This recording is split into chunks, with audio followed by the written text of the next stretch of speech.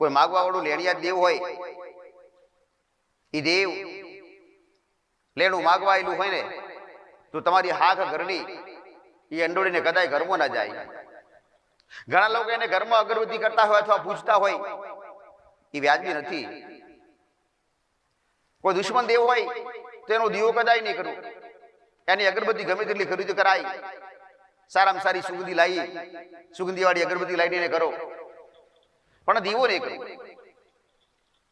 કારણ કે લોબા ટાઈમે તમે એનો વ્યવહાર નહીં કરી શકો.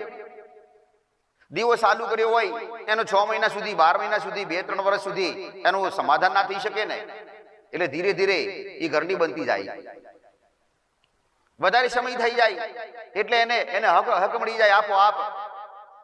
જ્યારે તમારો વહીવટ બદલાય અને તમારીનો વહીવટ ચાલુ થાય ને, એટલે એ નડવાવાળી માતા, એ ખુદ ઘરની માતા બનાવી હોય ને, એને દીવો કર્યો હોય એટલે હક કરે કે તારા બાપને મને બિહાડીને પૂછતો જ હોય.